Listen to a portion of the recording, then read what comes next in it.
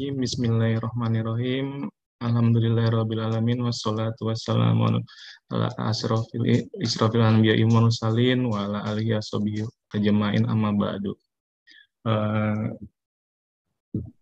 Salam dan salawat kita sampaikan kepada Rasulullah Sallallahu Alaihi Wasallam, keluarga dan para sahabat. Untuk pada kesempatan siang hari ini, maaf nih apa namanya, kita masih diberi kesempatan untuk mengikuti kajian Giroh 70 yang melanjuti pembahasan sebelumnya Ustadz ya, saat Ya, ujian terasa berat. Sejujurnya minggu lalu saya sempat mengikuti itu, cuma lagi di jalan Ustadz. Cukup menarik sih temanya, karena memang kalau dibilang ujian itu nggak ada yang nggak berat tuh kayaknya nggak mungkin gitu ya Ustadz. Karena memang Allah tuh sudah menakdirkan 50.000 tahun sebelum bumi dan langit diciptakan, betul ya Ustadz ya.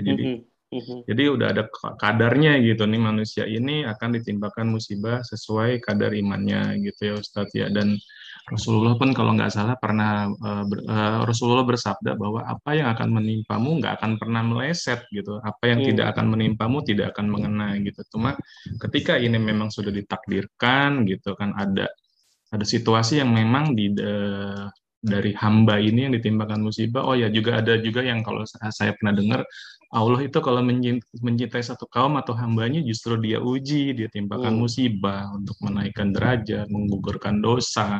Kadang bahasa cintanya Allah itu yang tidak bisa kita pahami gitu. Dan sebenarnya di balik ujian itu sebenarnya suatu kenikmatan gitu. Nah, itu mungkin nanti Ustadz bisa bedah lebih jauh lagi gitu Ustadz, karena memang hampir semua termasuk yang lagi bicara pun juga mengalami yang namanya ujian itu terasa berat. Cuma nanti akan saya sampaikan bagaimana bisa menghadapi dan apa namanya melewati ujian itu dengan baik.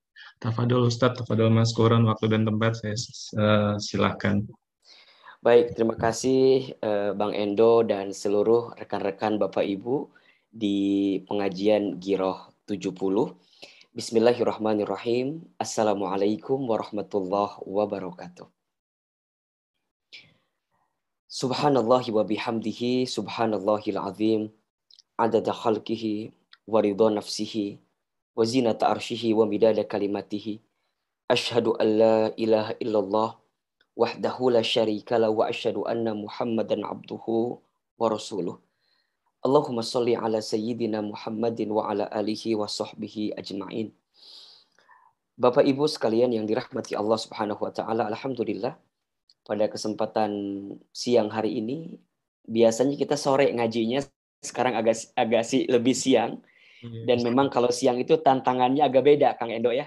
Siang Ngantuk ya itu Ustadz? tantangannya agak beda, katanya ya, agak ngantuk-ngantuknya atau lelahnya. Tapi insya Allah, mudah-mudahan siang hari ini itu semua coba kita tepis dengan semangat dari rekan-rekan semua yang hadir pada kesempatan siang hari ini.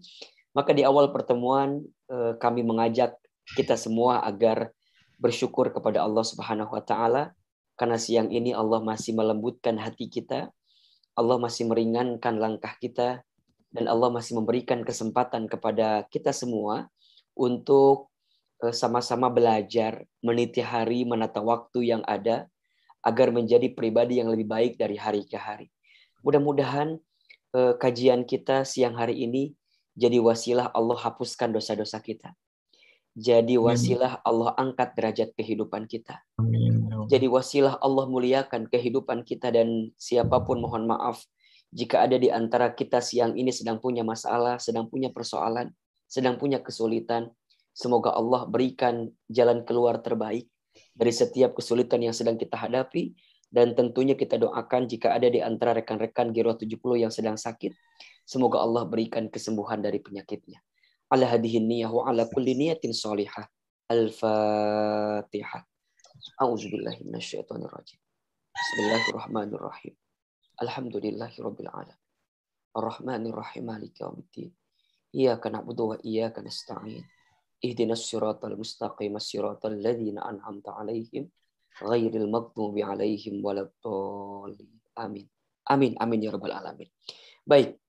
Rekan-rekan, Bapak Ibu sekalian yang dirahmati Allah, sebelum saya memulai, saya ingin ngetes dulu ini yang hadir ya. Tolong boleh jawab di chatnya, biar chatnya nggak sepi ini. Yang hadir apa kabar semuanya hari ini?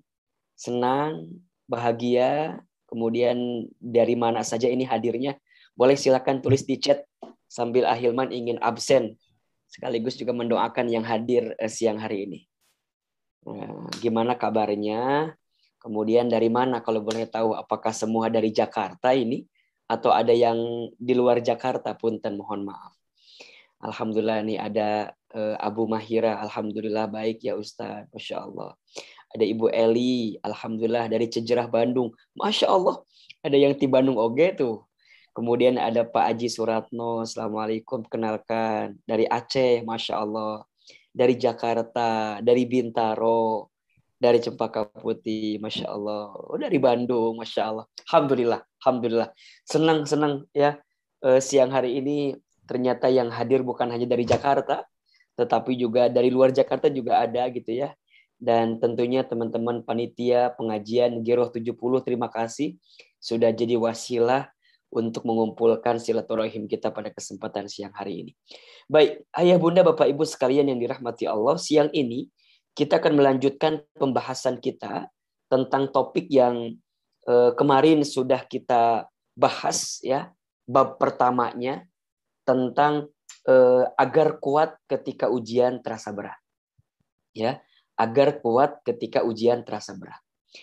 Di episode sebelumnya saya memulai dengan satu keterangan yang harus kita pahami selama kita hidup. Apa?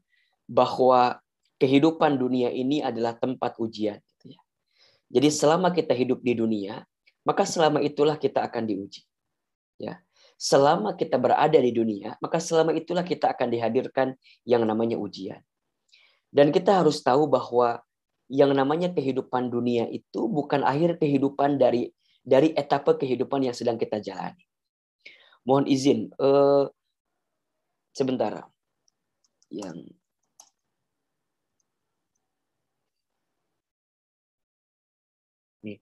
Jadi dunia itu bukan kehidupan dunia itu bukan akhir daripada kehidupan kita ya.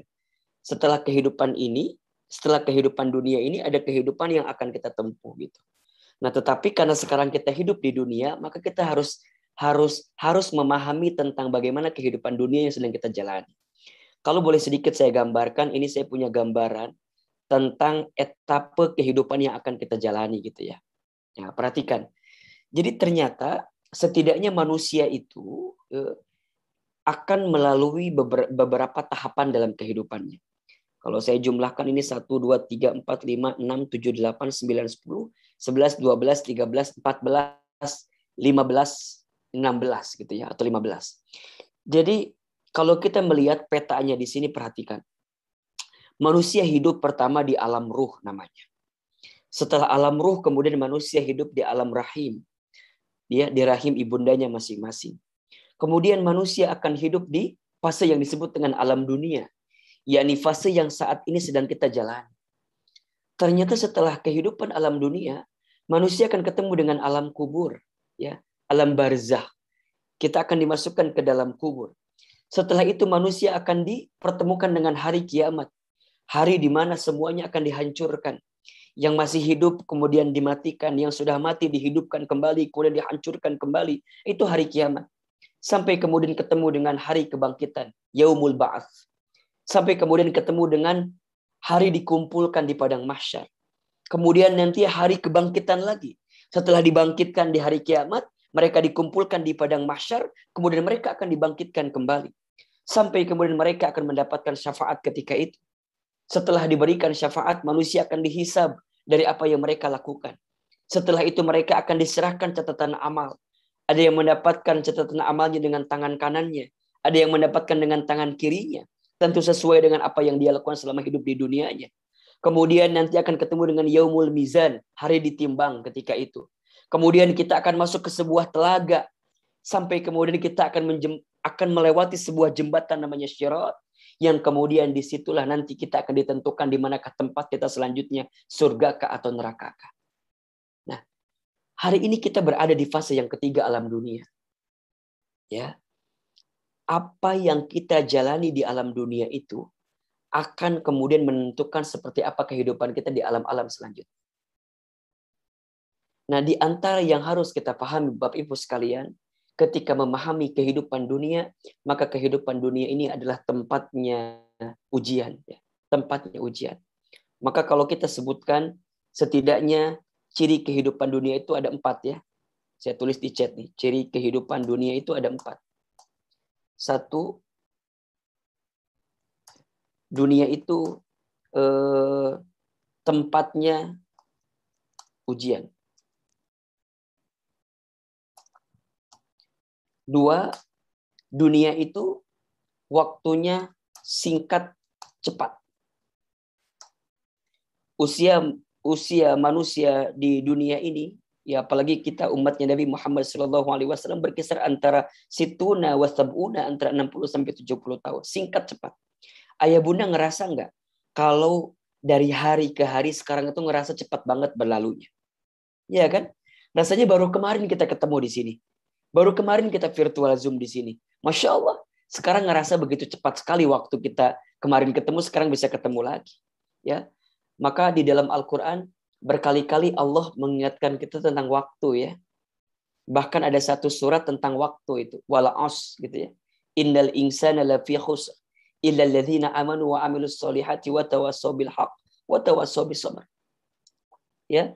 Kemudian bahkan kalau kita mau melihat 24 jam dari satu hari yang Allah berikan, di setiap lini waktunya Allah bersumpah dengan waktu. Ya. Di waktu fajar Allah bersumpah wal fajri. Di waktu subuh Allah bersumpah was subhi idza tanaffas. Di waktu duha Allah bersumpah wad duha. Di waktu siang Allah bersumpah wan nahari. Di waktu asar Allah bersumpah dengan wal asri. Di waktu malam Allah bersumpah dengan kalimat wal laili. Kenapa Allah berkali-kali bersumpah dengan kalimat waktu? Allah ingin ingatkan kepada kita manusia bahwa yang namanya waktu itu cepat berlalu, cepat berjalan. Maka jangan sampai kita sia-siakan waktu yang Allah berikan kepada kita. Karena kalau sudah lewat, kita nggak akan bisa kembali kepada waktu itu. Kemudian dunia ini cirinya juga yang ketiga adalah permainan. Senda gurau dan permainan. Maksudnya apa? Ada saat kita mendapatkan, ada saat kita kehilangan. Ada saat kita di atas, ada saat kita di bawah. Saat kita diberikan kemampuan ketika ada di atas, maka mohon maaf ya, maka mohon maaf kita jangan dibuat sombong dengan keadaan itu. Saat kita di bawah jangan putus asa, karena itu adalah roda yang berputar di antara kita. Senda gurau dan permainan belaka. Dan yang keempat, sebagaimana dunia tempat musibah, waktunya singkat cepat, senda gurau dan permainan, maka dunia juga adalah tempat ibadah. Ya. Maka Bapak Ibu sekalian, akan seperti apa gambaran kehidupan kita pasca alam dunia ini tergantung bagaimana kehidupan kita saat di dunia ini. Maka oleh karena itu, ya, ketika kita bicara ketika ujian terasa berat, gitu ya. Ketika kita bicara ketika ujian terasa berat, maka yang harus kita pahami di awal pertemuan ini sambil kita mengulang ya pembahasan yang kemarin sedikit, dunia ini adalah tempat ujian. Apa yang akan Allah uji kepada kita? Disebutkan di surat Al-Baqarah 155 itu, ya. Wala nabluwannakum bisyai'im minal khaufi wal ju'i wa naqsin minal amwali wal anfusi wath thamarati wa basyiris sabirin. Dan sungguh akan kami berikan cobaan kepadamu dengan sedikit ketakutan, kelaparan, kekurangan harta, jiwa dan buah-buahan. Sungguh itu semua adalah kabar berita yang gembira kepada orang-orang yang sabar. Siapa orang yang sabar itu? Alladzina idza asabathum musibah qalu inna lillahi wa inna ilaihi raji'un. Adalah orang-orang yang ketika ditimpa musibah, dia mengatakan, sesungguhnya ini milik Allah dan sesungguhnya akan kembali kepada Allah. Jadi poin utamanya adalah seseorang yang akan mendapatkan hikmah di balik musibah, seseorang yang akan mendapatkan pelajaran di balik ujian adalah saat dia ditimpa dengan ujian itu menjadikan dia kembali kepada Allah Subhanahu wa taala. Ini poinnya. Maka ada beberapa kabar bahagia untukmu yang sedang diuji. Sudah kita bahas kemarin ya. Satu, saat kita diuji, maka di saat yang bersamaan kita sedang diakui sebagai hamba Allah. Sebagai hamba Allah yang lemah, yang tak berdaya, yang tak punya kekuatan apapun. Maka Allah kemudian menguji kita. Karena melalui ujian itu Allah sedang menyapa kita. Yang kedua, orang yang sedang diuji itu diakui sebagai orang beriman. Masya Allah. Makin kuat imannya, makin berat ujian. Ya, makin besar ujiannya, makin besar sabarnya, maka makin besar potensi surga bagi dirinya. Maka yang ketiga, orang yang diuji dijanjikan masuk surga oleh Allah. Yang keempat, orang yang sedang diuji itu diampuni dosa-dosanya. Masya Allah. Ya. Kata Nabi SAW, tidaklah seorang mukmin yang tertimpa rasa sakit yang terus-menerus, rasa capek pada masa depan, sedih akan masa lalu, kesusahan, berduka cita, sampai pada duri yang menyakiti, sampai yang menusuknya, kecuali itu semua akan menghapuskan dosa-dosa. Jadi kalau siang ini ada di antara Bapak Ibu, rekan-rekan sekalian yang sedang diuji, maka saya kuatkan dengan kalimat ini. Sungguh kita punya potensi untuk diampuni dosa-dosa kita ketika kita mendapatkan ujian itu. Bahkan yang kelima, orang yang mendapatkan ujian itu dikehendaki kebaikan. Man yuridillahu bihi khairan yusiba minhu. Barang siapa yang dikehendaki oleh Allah kebaikan, maka Allah akan timpakan musibah ujian kepadanya. Hadis riwayat Bukhari. Maka Bapak Ibu sekalian, kalau kita melihat kabar bahagia yang Allah sedang siapkan untuk kita yang sedang diuji, harusnya kita itu merasa merasa bersyukur ya kalau kita sedang diuji gitu ya. Berarti kita lagi dianggap sama Allah. Kita lagi diingetin sama Allah. Kita lagi disapa dengan pesan cintanya sama Allah. Makanya hati-hati kalau ada di antara kita yang ngerasa hidupnya fine-fine aja gitu ya. Kemudian ngerasa nggak ada masalah, nggak ada challenging, nggak ada tantangan. Coba dilihat. Dan dengan keadaan itu malah membuat kita jauh dari Allah. Nah, itu sesuatu yang perlu kita khawatirkan. Maka ada satu nasihat dari Imam Syafi'i rahimahullah. Ketika beliau pernah ditanya, manakah yang lebih hebat bagi seseorang antara dikuatkan atau diberi ujian? Lalu Imam Syafi'i menjawab, la yumakkana hatta yubtala. Seseorang itu tidak mungkin dikuatkan sebelum diberi ujian. Berarti sebenarnya bagi orang beriman, selama dia sikoh di jalan iman, selama dia punya ghirah untuk terus semangat di jalan imannya kepada Allah, maka di saat dia ujian datang kepada dirinya, sungguh dia sedang diangkat derajatnya oleh Allah Subhanahu wa taala. Ibaratnya seperti sekolah lah. Ya. Kalau kita mau naik kelas harus ujian dulu gitu. Dan kita harus berhasil dengan ujian itu. Maka yang paling utama ketika menghadapi ujian apa? Ketika sedang menjalani ujian, jangan hanya fokus dengan soal ujiannya, tapi fokuslah dengan jawaban terhadap soal ujian itu. Karena seringkali yang membuat seseorang tidak lulus ujian bukan karena soal, tapi karena jawabannya. Fokuslah dengan sikapnya, bukan dengan masalah. Kalau Bapak Ibu ikut ujian, kemudian hasilnya nggak lulus, yang salah soalnya atau jawabannya? Pasti jawabannya ya. Dan soal mah nggak akan mungkin ketuker atuh. Soal tingkatan SD nggak mungkin dikasih ke anak SMP. Soal anak SMP nggak mungkin dikasih ke anak SMA. Itu pasti akan diuji pada bab itu sesuai dengan dengan takarannya. Ustadz ada salah soal, bukan salah soal, salah kita aja jawabannya, itu aja. Ya, kecuali mungkin gurunya agak-agak ngalinur merenangnya, kemudian dikasih soalnya yang berbeda atau yang salah. Maka ada beberapa karakter manusia dalam menyikapi ujian kan. Ada orang bodoh sibuknya mengeluhkan ujian. Ada orang kerdil sibuknya membesarkan ujian. Ada orang biasa sibuknya membicarakan ujian. Ada orang besar sibuknya mengatasi ujian. Ada orang kreatif sibuknya mencari peluang dalam ujian. Ada orang beriman sibuknya naik derajat karena ujian. Apa naik derajatnya? Dosanya diampuni, hidupnya dimuliakan, dan dimasukkan ke dalam surga. Jadi poin utamanya dari ujian itu bukan soal, tapi jawaban. Dari masalah itu bukan masalahnya, tapi sikap kita terhadap masalah itu. Maka Bapak Ibu sekalian, kemarin kita sampaikan ada 4 sikap terbaik agar kita kuat ketika diuji. 1, sikapnya menerima. Sudah kita bahas kemarin. 2, sikapnya menyadari.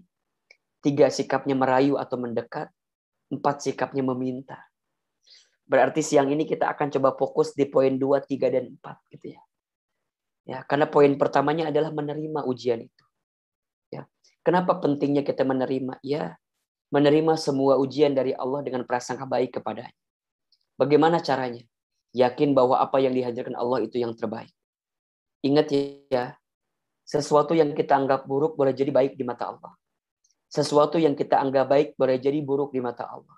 Allah lebih tahu sedangkan kita tidak mengetahuinya. Al-Baqarah 216. Kemudian yakin bahwa Allah tidak akan memberikan ujian melebihi batas kemampuan kita. La yukallifullahu nafsan illa wus'aha. Dan yang ketiga, yakin bahwa bersama kesulitan ada kemudahan. Fa inna ma'al usri yusra. Inna ma'al usri yusra. 3 keyakinan ini, Bapak Ibu sekalian, yang selalu saya hadirkan ketika kita menghadapi ujian dalam hidup yang tidak sesuai dengan harapan kita. Kok ngerasa berat banget ya? Kok kayaknya susah banget ya? Kok kayaknya rumit banget ya? Oh, pikiran kita berkecambuk dengan segala ujian yang datang.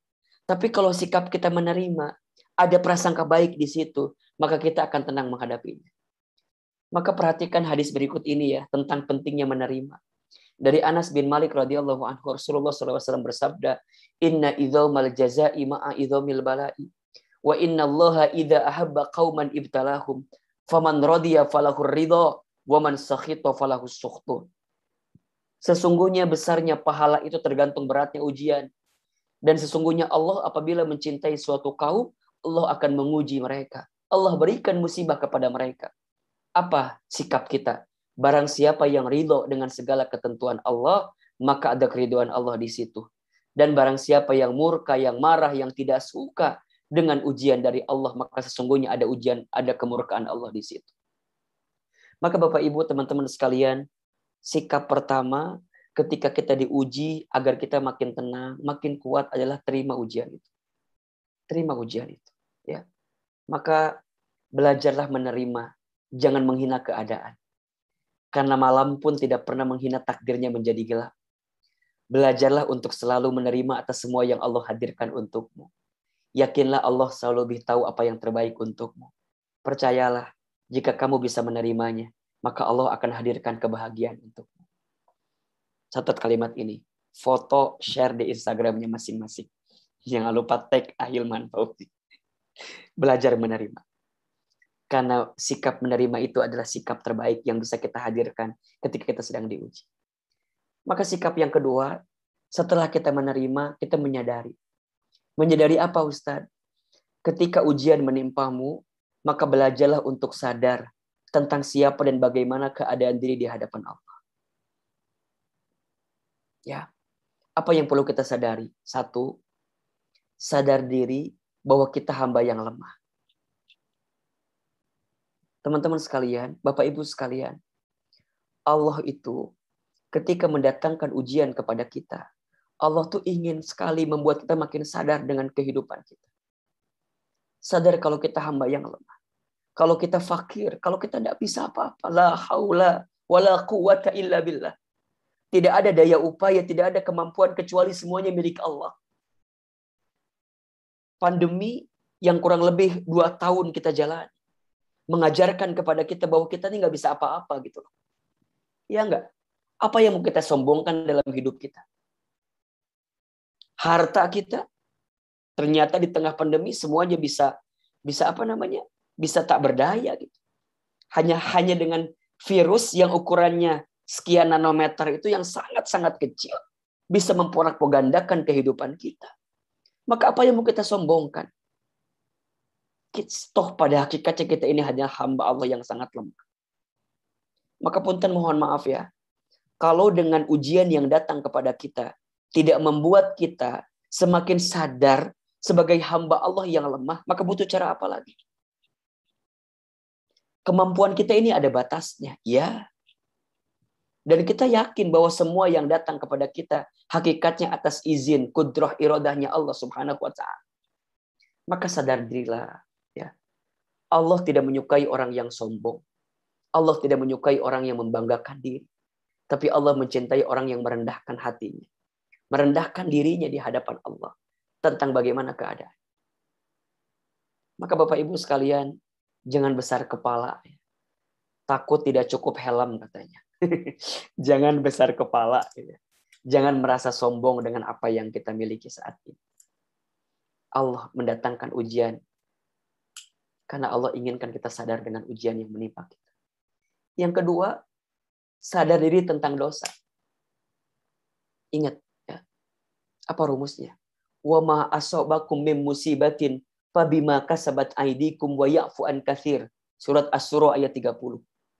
Dan apapun musibah yang menimpa kamu itu disebabkan karena ulah perbuatan kamu.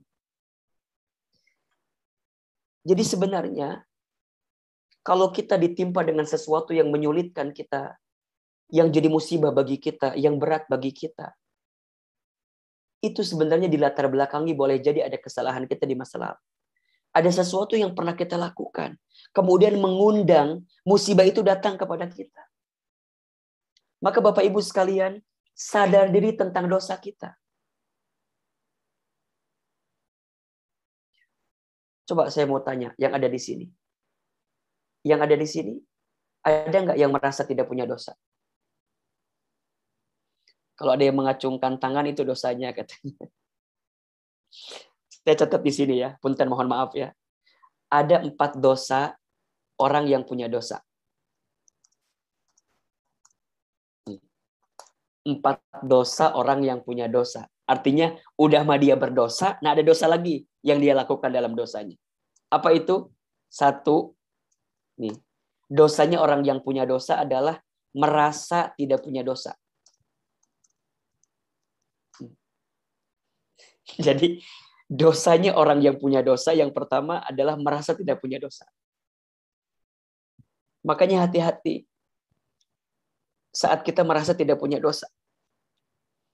Makin kita belajar, makin kita mendalami ilmu, kita makin ngerasa kalau ilmu kita kurang ya. Maka ada istilah jangan merasa soleh. Merasa soleh itu salah, merasa salah itu soleh. Nah, catat tuh, buat status hari Selasa tuh. Merasa soleh itu salah, merasa salah itu soleh. Masya Allah. Tuh, ya. Jadi dosanya orang yang punya dosa adalah merasa tidak punya dosa. Yang kedua, dosanya orang yang punya dosa adalah bangga dengan dosa. Dia bangga dengan dosanya. Diumbar dosanya, diceritakan dosanya. Dan di antara cirinya apalagi Ustaz? Di antara cirinya dia sibuk dengan dosa orang lain.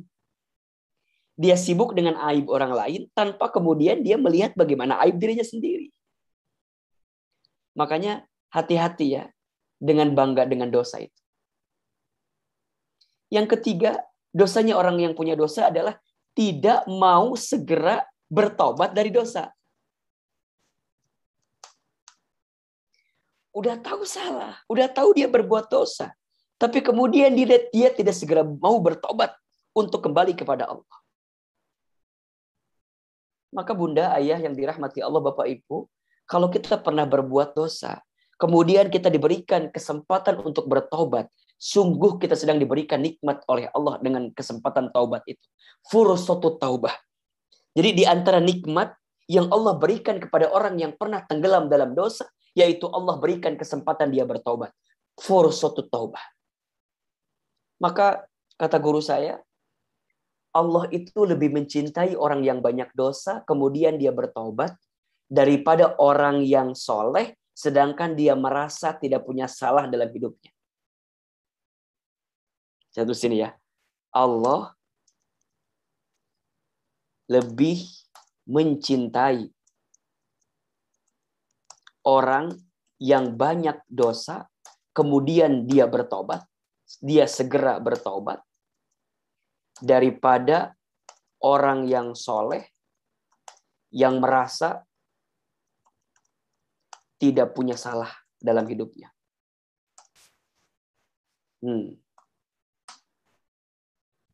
Artinya apa? Ya, kalau kita pernah tenggelam dalam satu kesalahan, pernah tenggelam dalam satu dosa, segera bertobat. Dan Allah itu Allahu Akbar, Allahu Akbar. Allah senantiasa menunggu hambanya untuk bertobat. Innallaha yuhibbut tawwabina wa yuhibbul mutatahhirin. Sesungguhnya Allah mencintai orang yang bertobat dan orang yang mensucikan dirinya. Maka yang keempat, dosanya orang yang punya dosa apa? putus asa dengan ampunan Allah.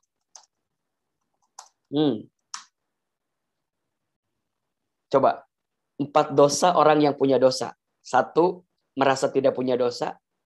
2, bangga dengan dosa. 3, tidak mau segera bertobat dari dosanya. Dan yang keempat, putus asa dengan ampunan Allah. Bapak Ibu sekalian, Allah itu semakin kita banyak minta ampun kepada Allah, maka Allah semakin mencintai kita. Di dalam Asmaul Husna kita melihat atau mengetahui ada beberapa nama asma Allah ya. Asmaul Husna di antaranya berkaitan dengan pengampunan dosa. Allah punya nama Al-Ghaffar. Allah punya nama Al-Ghafur. Allah punya nama At-Tawwab. Allah punya nama Al-Afu. Apa maknanya masing-masing? Al-Ghafur, Allah yang maha mengampuni sebesar apapun dosa kita. Al-Ghafur. Ada Al-Ghaffar, Allah maha mengampuni sebanyak apapun dosa kita. Kalau Al-Ghafur, sebesar apapun dosa kita. Kalau Al-Ghaffar, sebanyak apapun dosa kita.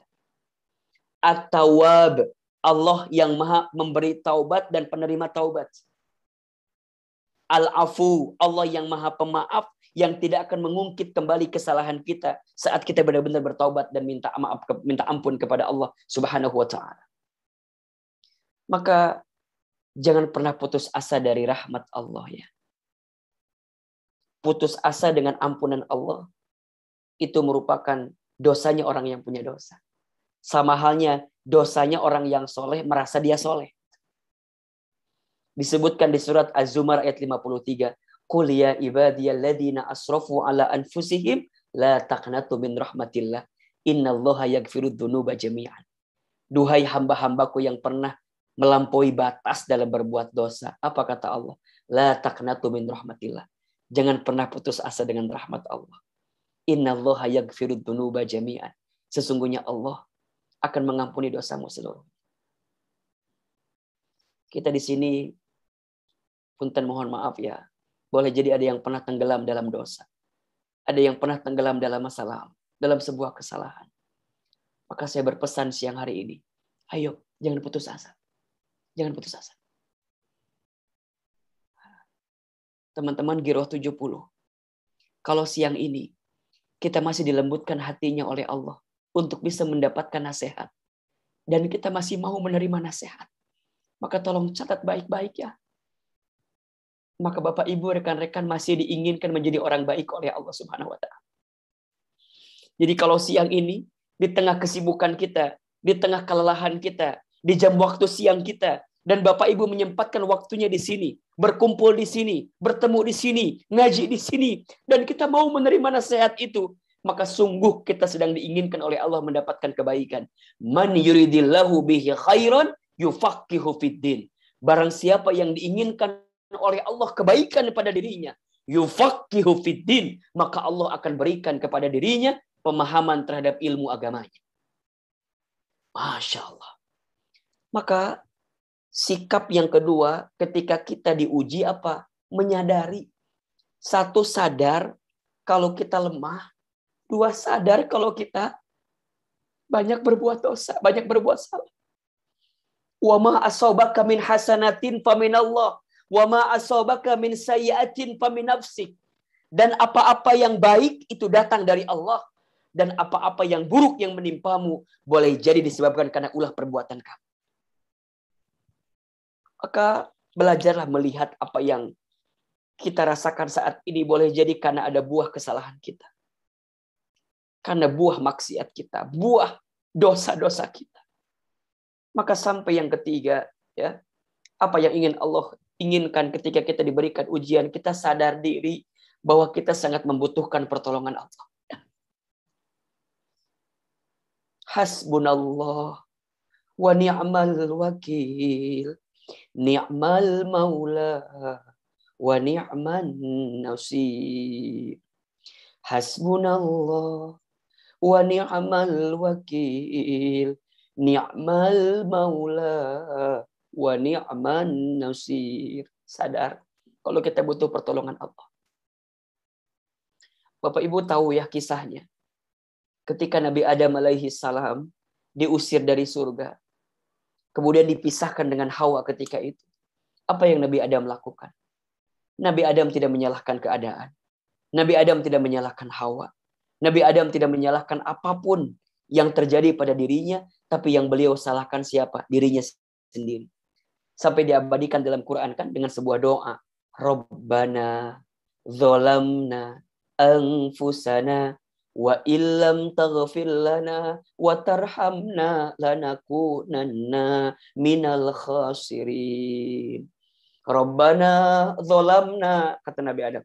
Rabbana, ya Allah, ya Tuhan kami, zolamna, kami zolim tuh. Kami salah. Kami hilaf.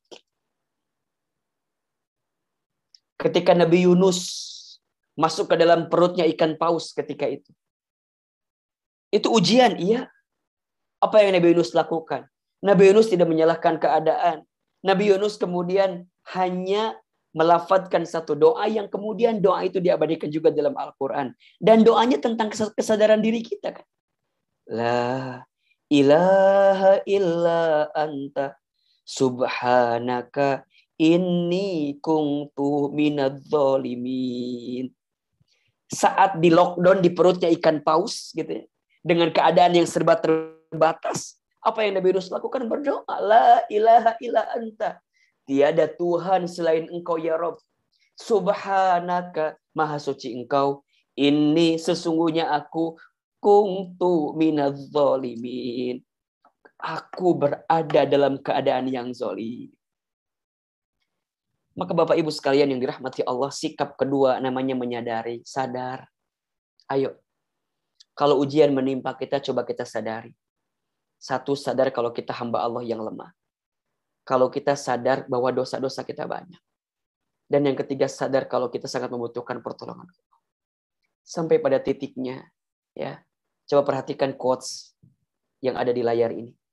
Ketika kamu sudah tidak bisa memahami tentang beratnya ujian yang menimpa dirimu, coba pejamkan mata, tarik nafas dalam-dalam, dan katakan, ya Allah, aku tahu ini adalah rencanamu, dan aku menyadari kelemahanku, maka tolong bantu aku untuk melaluinya. Hasbunallah wa ni'mal wakil, ni'mal maula wa ni'man nasir.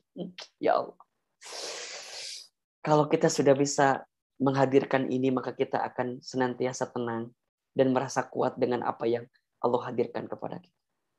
Maka sikap yang kedua, ketika kita sedang diuji adanya menyadari. Ayo punten ya, kalau di antara Bapak Ibu yang sekarang sedang diuji, baik di keluarganya, di rumah tangganya, dengan bab ekonominya, ya, atau dengan apapun yang hari ini dijalaninya, coba kita lihat diri kita, sadar diri. Banyak muhasabah. Serahkan kepada Allah. Hasbunallah wa ni'mal wakil, ni'mal maula wa ni'man nasir. Yang ketiga, ketika ujian menimpamu, sungguh itu adalah waktu terbaik untuk lebih mendekat taat kepada Allah, merayu. Jadi kalau sedang diuji, ini kesempatan terbaik kita untuk merayu Allah. Dengan cara apa? Satu, lakukan semua yang Allah cintai. Dua, tinggalkan semua yang Allah benci. Tiga, perbaiki amal ibadah. Perbanyak amal soleh, persiapkan amal jariah. Nah, Bapak Ibu sekalian, kita tuh betul-betul butuh ya sama Allah. Sangat membutuhkan Allah. Ya ayyuhalladzina amanu sta'inu bis-sabri was-shalah. Innallaha ma'as-sabirin. Wahai orang-orang yang beriman, minta tolonglah kalian kepada Allah dengan sabar dan salat. Sesungguhnya Allah bersama dengan orang-orang yang sabar. Maka, ayo, lihat apa yang Allah perintahkan, sudahkah kita tunaikan? Lihat apa yang Allah larang, sudahkah kita tinggalkan? Bagaimana amal ibadah kita, bagaimana amal soleh kita, ayo siapkan itu semua. Ya, ketakwaan poin utamanya. Wa may yattaqillaha yaj'al lahu makhraja wa yarzuqhu min haitsu la yahtasib. Dan barang siapa yang merayu Allah dengan ketakwaannya, maka Allah akan tunjukkan jalan keluar terbaik atas setiap persoalan yang sedang dia hadapi. Ya. Dan Allah akan berikan kepada dia rizki dari jalan yang tak disangka-sangka. Ayo merayu Allah. Kita sekarang taklim, kita ngaji, kita perbaiki amal ibadah kita sebagai bukti apa? Merayu Allah, merayu Allah. Ya, sampai pada titik akhirnya apa? Ya, perhatikan ini. Ya, jika kamu hanya melihat ujian sebagai persoalan yang berat, maka kamu hanya akan semakin banyak mengeluh dan tidak bertumbuh. Coba lihatlah ujian itu sebagai berkah yang menyamar, nikmat yang tersirat, dan anugerah yang terindah. Percayalah, setelah itu kamu akan mendapatkan kebahagiaan dan kebaikan dari ujian yang kamu dapatkan. Kalau dengan ujian membuat kita makin khusus sholatnya, makin bisa sholat malam, makin bisa sholat duha, makin rajin infak sedekah, makin rajin baca Quran, maka insya Allah ujian itu menghadirkan kebaikan-kebaikan untuk kita. Allahu Akbar. Ya. Maka Bapak Ibu sekalian yang dirahmati Allah, sikapnya merayu, ayo rayu Allah dengan amal ibadah terbaik kita di hadapan Allah. Dan yang terakhir, meminta. Ya. Ketika ujian menimpamu, sungguh yang kita butuhkan adalah kekuatan dan pertolongan Allah. Mintalah agar Allah menolong. Perbanyak zikir, perbanyak doa, perbanyak sabar dan salat. Allah itu sangat senang kepada hambanya yang banyak minta ya, yang banyak doa. Wa idza sa'alaka ibadi anni fa inni qarib ujibu da'watad da'i idza da'an falyastajibu li wal yu'minu bi la'allahum yarshudun. Dan apabila mereka bertanya tentangku, kata Allah, katakan aku ini dekat. Dan Allah akan menjawab setiap hambaku yang berdoa kepadaku. Apa syaratnya? Falyastajibuli, ikuti perintahku, ikuti mauku. Wal yu'minu bi, beriman kepadaku, yakin kepadaku, la'allahum yarshudun. Agar engkau mendapatkan petunjuk. Ayo doa, banyak doa. Coba sekarang saya mau tanya nih ya. Tolong jawab di chat. Menurut Bapak Ibu, yang paling penting mana? Dikabulkan doanya atau diberikan kesempatan untuk berdoa? Saya ulangi pertanyaannya. Menurut Bapak Ibu hadirin, yang lebih penting mana? Dikabulkan doa atau diberikan kesempatan untuk berdoa? Diberi hidayah untuk bisa berdoa. Allah. Jangan gagal fokus ya, dan jangan salah fokus gitu. Selama ini kita menjawab, Ustadz gimana doa saya dikabulkan? Iya, itu bolehkan kita minta, boleh. Tapi ingat, yang paling berharga bagi kita adalah saat diberikan kesempatan berdoa. Dua-duanya penting betul. Maka ada perkataan dari Amirul Mukminin Umar bin Khattab, bagus sekali. Kata beliau, yang aku khawatirkan bukan tidak dikabulkan doanya, tapi yang aku khawatirkan saat Allah tak memberikan kesempatan kepadaku untuk berdoa lagi. Masya Allah. Maka Bapak Ibu sekalian, teman-teman sekalian, kesempatan untuk berdoa, kesempatan untuk merayu Allah, meminta kepada Allah, itu adalah kesempatan yang sangat berharga. Apa itu doa? Doa itu memohon dan meminta. Doa itu bukan memaksa, bukan mendikte, bukan. Doa itu memohon atau meminta, bukan memaksa atau mendikte. Apa bedanya, Ustaz? Ya, apa bedanya? Kalau memaksa atau mendikte, kita minta maunya kita terus-menerus gitu. Padahal boleh jadi maunya kita itu belum tentu itu yang terbaik di mata Allah. Ya. Kalau berdoa itu memohon meminta dengan keyakinan Allah lebih tahu mana yang terbaik untuk kita. Maka adab-adab dalam doa apa yang disebutkan oleh para ulama? Satu, ya, memuji Allah. Dua, merendahkan diri di hadapan Allah. Kan gitu. Tiga, kita menyampaikan apa yang kita minta. Yang keempat, kita serahkan kepada Allah mana yang terbaik untuk kita. Dan kita kembali memuji Allah. Gitu. Jadi Bapak Ibu sekalian yang dirahmati Allah, diberikan kesempatan untuk berdoa, untuk merayu, untuk meminta kepada Allah di tengah ujian yang kita dapatkan. Itu adalah kesempatan yang sangat berharga luar biasa. Maka Saat kita diuji, disinilah kita benar-benar sedang ditunggu, dinanti, dirindukan oleh Allah untuk banyak minta sama Allah. Perbanyak zikir. Ayo. Ada 4 kata, ada 4 kalimat yang disukai oleh Allah. Subhanallah, walhamdulillah, wala ilaha illallah, wallahu akbar. Ada 2 kalimat yang ringan di lisan, tapi berat dalam timbangan pahala Allah dan dicintai oleh Allah. Apa kalimatnya? Subhanallahi wa bihamdihi, subhanallahil azim. 2 kalimat ringan, ya, lisan diringan di lisan, berat dalam timbangan pahala, dicintai oleh Allah. Ayo, perbanyak zikir. Doa, perbanyak doa. Ya. Doa apa saja Ustaz, silahkan, apa permohonan kita. Saya sampaikan ada satu doa yang boleh Bapak Ibu amalkan, ya. Ada satu doa yang pernah diwasiatkan oleh Nabi SAW kepada sahabat Mu'adz bin Jabal, yang silahkan dibaca setiap akhir sholat atau selesai sholat. Apa doanya? Allahumma a'inni ala zikrika wa syukrika wa husni ibadatika. Ya Allah, aku meminta pertolongan kepadaku, ya Allah, darimu kepadaku, agar aku senantiasa mengingatmu, bersyukur kepadamu, dan memperbaiki ibadahku kepadamu, ya Rabbal Alamin. Kemudian apa? Sabar dan sholat. Dah. Ya.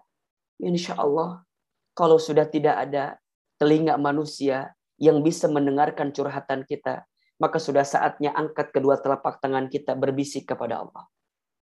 Kalau sudah tidak ada pundak manusia yang menjadi sandaran bagi setiap persoalan kita, maka sudah saatnya tempat sujud kita menjadi tempat terbaik untuk kita memohon kepada Allah Subhanahu wa ta'ala. Salat, salat, salat. Salat itu pintu ketenangan. Salat itu pintu kekuatan. Salat itu pintu kelapangan. Dan saat kita salat, berarti di saat itu sedang benar-benar kita merendahkan diri kita di hadapan Allah. Dan kita butuh kepada Allah. Coba kita perhatikan bacaan-bacaan ketika salat. Al-Fatihah saja misal. Ya. Bismillahirrahmanirrahim. Dengan menyebut namamu ya Allah yang maha pengasih lagi maha penyayang. Apa makna lebih mendalamnya? Berarti kalau saat ini ada orang yang menyakitiku, ada orang yang menyinggung perasaanku, ada sesuatu yang boleh jadi menzolimiku, aku tidak akan sedih ya Allah. Kenapa? Karena aku punya Engkau Ar-Rahman Ar-Rahim, yang maha pengasih lagi maha penyayang. Alhamdulillahi Rabbil Alamin. Segala puji bagimu ya Allah, Tuhan semesta alam. Hari ini kami punya jabatan, kedudukan, punya harta, punya apapun. Sesungguhnya ini adalah punyamu, darimu. Dan ini adalah titipan darimu kepadaku ya Rabbal Alamin. Tidak ada kesombongan. Makanya punten mohon maaf ya. Kalau ada orang yang sholat tapi masih sombong, coba dievaluasi. Karena saat dia membaca Al-Fatihah, Alhamdulillahirabbil alamin, dia kembalikan pujiannya kepada Allah. Ar-Rahmanir Rahim, Maliki Yaumiddin. Perhatikan kalimat ini. Iyyaka na'budu wa iyyaka nasta'in. Ya Allah, hanya kepadamulah aku menyembah dan hanya kepadamulah aku meminta pertolongan. Apa yang kita minta? Ihdinas siratal mustaqim. Ya Allah, tunjukkan kepadaku jalan yang lurus. Tunjukkan kepada kami jalan yang lurus. Yang mana? Siratal ladzina an'amta alaihim. Ghairil maghdubi alaihim waladdallin. Jalan yang bisa membuatku bisa membedakan mana yang benar, mana yang salah. Mana yang haram, mana yang halal, mana yang baik, mana yang buruk. Sampai kemudian kami tidak menjadi orang yang dhalin. Kan gitu. Maka kita minta kepada Allah saat sholat kita itu. Masya Allah. Maka dalam sholat semuanya akan terbuka jawaban. Maka Bapak Ibu sekalian ayo perbaiki sholat. Yang wajib itu udah otomatis ya. Tambahin yang sunnah. Apa di antaranya? Tahajud. Sholat tahajud itu sholat yang akan mengangkat kemuliaan seseorang.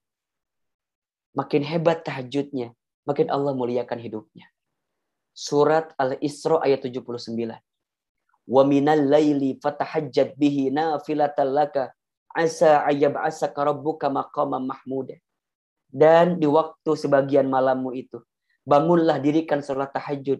Niscaya Allah akan angkat derajatmu ke tempat yang tertinggi, maqaman mahmuda. Ayo yang punya masalah, yang punya persoalan, bangun di sepertiga malam. Dirikan salat tahajud. Angkat kedua telapak tangan kita.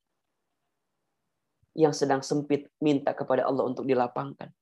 Yang sedang sulit, minta kepada Allah untuk dimudahkan. Yang sedang punya penyakit, minta sama Allah untuk disembuhkan. Yang punya aib, kekurangan, minta sama Allah untuk ditutupi kekurangan kita.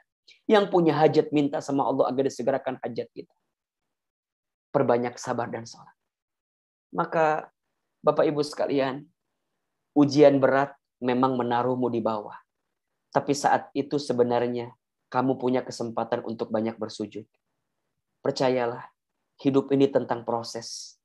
Kita tidak mungkin mendapatkan kesedihan dan kesulitan, kecuali di saat yang bersamaan Allah sedang merencanakan kebahagiaan dan kebaikan. Tetap kuat dan terus semangat. Ini kata kuncinya. Silakan difoto, silakan dipahami kalimat. Yakin ya, kita tidak mungkin mendapatkan kesedihan dan kesulitan, kecuali di saat yang bersamaan Allah sedang merencanakan kebahagiaan dan kebaikan. Gimana caranya Ustadz? Hadirkan 4M tadi.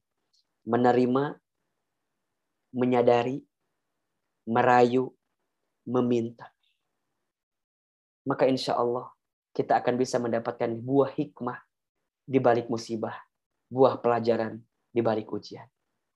Terakhir, tentang kesabaran. Bukanlah kesabaran jika masih mempunyai batas. Dan bukanlah keikhlasan jika masih merasakan sakit. Ada yang nanya, Ustadz, apakah sabar ada batasnya? Saya jawab, tidak ada. Kenapa? Karena pahala sabar pun tidak ada batasnya. Yang ada batas itu namanya, yang ada batas itu namanya jarak tempuh, ada batasnya gitu. Tapi kalau kesabaran itu nggak ada batasnya. Bigoiri hisab, balasannya tidak terbatas. Untuk masalah yang sedang menimpa dirimu, belajarlah untuk menerima dengan sabar dan melepas dengan ikhlas. Katakan di hati kita masing-masing, aku baik-baik saja karena ada Allah bersamaku. Jadi mulai hari ini ya, Bapak Ibu sekalian, apapun yang menimpa kita, fine-fine aja, baik-baik saja karena ada Allah bersama kita. Allah tidak mungkin menyakiti kita. Allah tidak mungkin menzalimi kita. Allah tidak mungkin memberikan ujian di luar batas kemampuan. Aku baik-baik saja karena ada Allah bersamaku. Sampai pada titik akhirnya kita bertanya, Ustadz, sampai kapan kita berada dengan ujian ini? Ya sampai kita hidup, kita akan terus diuji. Bahkan ketika nanti kita wafat pun kita diuji kan. Allazi khalaqal mauta wal hayata liyabluwakum ayyukum ahsanu amala wa huwal azizul ghafur. Ya. Istiqomalah dalam kebaikan dan kesabaran. Ustadz, istiqomah itu susah ya? Iya. Karena pahalanya surga ya. Kalau ringan pahalanya kipas angin, ya. Kulkas satu pintu ya.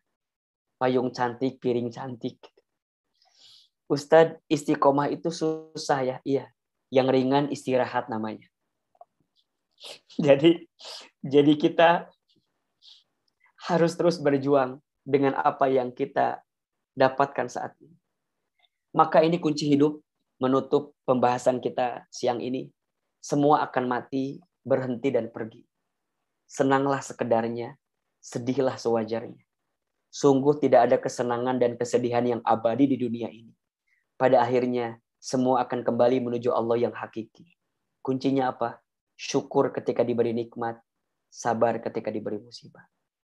Bapak Ibu sekalian, hidup di dunia ini gak lama sebentar ya. Hidup bukan untuk hidup, tapi hidup untuk yang maha hidup. Mati bukan akhir kehidupan. Justru mati itu adalah awal kehidupan yang sebenarnya. Maka siapakah orang beriman yang paling cerdas itu kata Nabi? Orang beriman yang paling cerdas adalah dia yang paling banyak ingat mati dan paling banyak mempersiapkan bekal untuk kembali kepada Allah dalam kematian. Mudah-mudahan materi kita 2 pertemuan ini bisa menjadi materi yang bisa menggugah, mengubah, dan menguatkan kita. bahwa yang namanya hidup harus terus berjalan. So must go on, harus terus berjalan. Jangan terlalu gelisah dengan apa yang sudah terjadi. Jangan terlalu gelisah dengan apa yang belum terjadi. Nikmatilah apa yang saat ini Allah beri kepada kita. Dan disitulah kita bisa mendapatkan hikmah-hikmah terbaik dari apa yang Allah titipkan kepada kita. Yakin bahwa Allah senantiasa bersama dengan kita. Dan jangan pernah jauh dari Allah. Karena pertolongan itu akan sangat dekat dengan orang-orang yang senantiasa dekat dengan Allah Subhanahu wa taala. Wallahu a'lam bishawab. 4M agar kita kuat ketika diuji. 1, menerima. 2, menyadari. 3, merayu. 4, meminta. Wallahu a'lam bishawab. Saya kembalikan kepada Bang Endo, silakan. Subhanallah Ustaz. Dari tadi saya juga on-offin video nih, nahan air mata juga Ustaz sebenarnya. Karena memang gimana ya Ustaz, kayak tadi quote Ustaz terakhir tadi yang aku baik-baik aja, ada Allah di hati ya, bersama Allah gitu. Itu buat orang yang lagi ngejalanin ujian tuh dengan tarikan nafas keperihan tuh nikmatnya tuh Ustaz, dalam banget gitu Ustaz. Terus sama tadi kayak yang Ustaz sampaikan berdoa itu tadi Ustaz, mungkin bukan putus asa dalam berdoanya, mungkin karena dia tahu dosanya besar, dia takut tidak dikabulkan gitu. Jadi ada yang menghalangi doanya gitu Ustaz. Dan memang apa tadi materinya itu tuh ya sangat sangat dalam gitu Ustaz, karena kita memohon petunjuk gitu kan, pertolongan ya kemana lagi gitu Ustaz. Jadi kadang kita juga nggak bisa membedakan di hati kita ini udah petunjuk Allah atau belum gitu, atau apa ya gitu. Mungkin nanti saya langsung ada pertanyaan aja nih Ustadz tadi sebelumnya, jadi biar langsung dijawab sama Ustadz. Nanti kalau saya yang ngomong malah jadi ini jadi kayak menyimpulkan sendiri gitu. Silakan. Izin sebentar dari Rian. Izin bertanya Ustadz, bila seseorang mendapatkan musibah, bagaimana mengetahuinya jika musibah itu hukuman atau ujian untuk meningkatkan derajat? Baik. Ini pertanyaannya bagus dan pernah kita singgung juga di pertemuan sebelumnya ya. Jadi sebenarnya untuk bisa mengetahui apakah ini hukuman atau ujian, kembali kepada kita. Contoh misalnya, kalau kita masih berada di track, artinya masih beriman, kemudian kita juga beramal soleh, mengerjakan amal-amal baik gitu ya. Tapi di saat yang bersamaan kita juga malah diberikan kesulitan, itu adalah cara Allah meningkatkan derajat kita gitu. Itu ujian. Dan itu nanti akan berdampak juga pas kita lagi diuji itu gimana? Membuat kita makin dekat ke Allah atau enggak gitu. Karena ada orang yang lagi diuji malah jauh dari Allah, kan ada juga. Stres, frustasi. Nah, itu justru musibah yang sebenarnya. Hukuman yang sebenarnya. 2 kali musibahnya berarti Ustaz. 2 kali musibahnya. Musibahnya turun gitu ya. Jadi berat bagi dia, ditambah musibah yang kedua dia jauh dari Allah. Nah, maka saya pernah sampaikan kalau nggak salah waktu itu. Jadi kalau kita ya melihat ada orang lain yang sedang diuji atau dikasih kesulitan, maka kita katakan dia sedang diangkat derajatnya oleh Allah. Nah, tapi kalau kita yang sedang dikasih kesulitan, kita jawab kita sedang diingetin sama Allah karena banyak dosa-dosa kita. Nah, cakep nggak? Ya, ini untuk menghindari namanya suuzon. Kan kita mah suka punten, mohon maaf. Kadang-kadang kalau ada orang yang lagi dikasih musibah, kita bilang, wajar Ustadz, si eta mah banyak dosanya, makanya dikasihkan. Kadang-kadang kita suka kelepasan kayak begitu gitu. Padahal harusnya kita menatap siapapun dalam hidup kita dengan kacamata kasih sayang gitu. Jadi kalau ada orang lain yang terkena musibah, ya kita katakan, oh mudah-mudahan Allah sedang angkat derajatnya.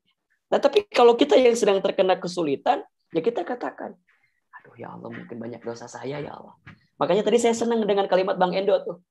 Ustadz, yang bikin saya doa itu putus asa tuh bukan karena nggak mau doanya, tapi karena malu dosanya banyak kan gitu ya. Nah itu tuh sesuatu yang deep banget gitu, yang dalam banget. Dan kita harus terus merasa seperti itu teman-teman sekalian. Agar ibadah kita terus ditambah, diperbaiki, diperbaiki.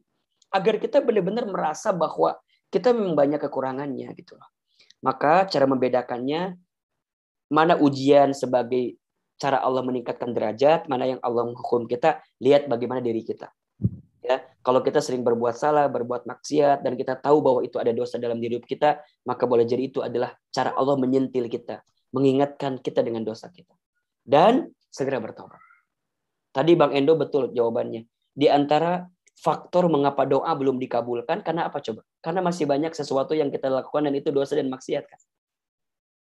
Termasuk kalau Imam Syafi'i rahimahullah tuh pernah ditanya ya, wahai Imam, kenapa aku setiap malam aku bangun tapi tubuhku tidak pernah tergerak untuk menunaikan sholat tahajud katanya.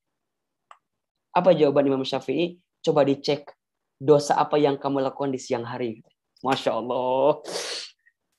Jadi dosa maksiat kita di siang hari itu mempengaruhi seperti apa kita bisa bangun di sepertiga malam menunaikan sholat tahajud.